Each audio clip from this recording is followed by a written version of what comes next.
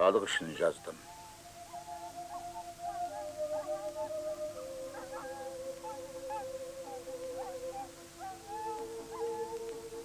Айтқаның шын болды. Моңғолдар нағыз жауынгер жұрт екен. Сен енді менің тарихшым боласың. Шындықты тек менің өзіме ғана айтып отырасың. Мен ғана шындықтың көзіне тура қарай алам. Басқалар оны естімейді. Меңіреу тас керең. Айтсаң иланбайды. Жүрегімен тыңдайды да тұла бойын үрей билейді. Шындықты есту қашанда қорқынышты. Сұлтан бейбарыс. 1989 жылы Қазақфильм Египеттің Аль-Алимия киностудиясымен бірлесіп, 2 бөлімнен 4 тақырыптан тұратын Сұлтан бейбарыс тарихи фильмін жарыққа шығарды. Сценарий 80-ші жылдардың басында жазылып, түсіру жұмыстары ақырын жүргізілген болатын. Фильмге арқау болған Марис Семашконың «Жусан» повесі. Бағзы заманда Мысыр еліне құлдыққа әкелген қыпшақ баласының тағдыры туралы тарихи драма. Фильм Совет Египет бірлестігімен бірге дайындалды. Бейбарыстың рөліне 3 актер таңдалып алынды. Балалық шағы, орта жасы және ел ағасы болған тұсы. Негізгі рөл белгілі актер Нұрмұхан Жанторинге бұйырған. Режиссері Болат Мансұров. Сценарий авторлары Марис Семашко, Болат Мансұров. Операторлары Бек Бақтыбеков, Николай Васильков. Суретші Рустам Адинаев.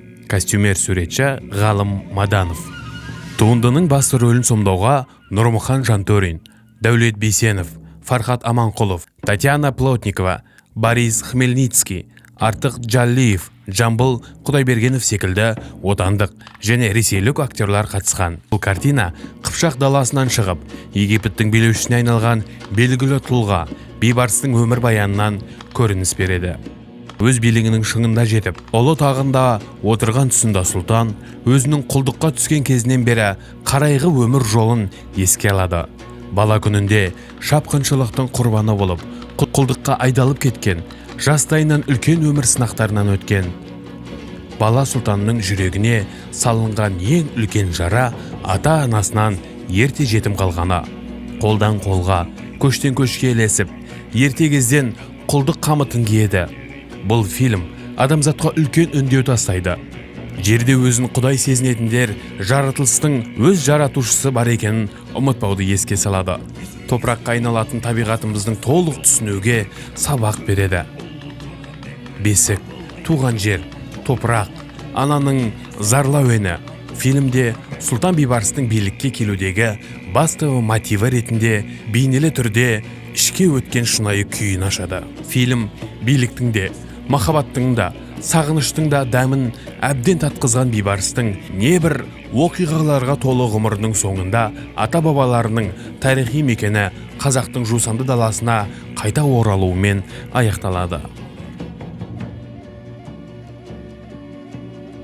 Айта кетейік, Бейбарыс рөлі үшін Жанторин кеңес киносының актерларының бүкіл одақтық Созвездие 90 фестивалінде актер мамандығына қосқан аса зор үлесі үшін сыйлығын жеңіп алып, арнайы дипломмен марапатталады. Мәдениет және спорт министрлігінің бекіткен 2002-2024 жылдарға арналған мерейтойлар мен атаулы күндердің тізбегіне сәйкес Сұлтан бейбарыстың 800 жылдығына 223 жылы тойланды. Мерейтой аясында Бейбарыс ізімен атты халықаралық ғылыми экспедиция ұйымдастырылып, Сұлтан бейбарыс көркем фильмі араб және ағылшын тіліне аударылды.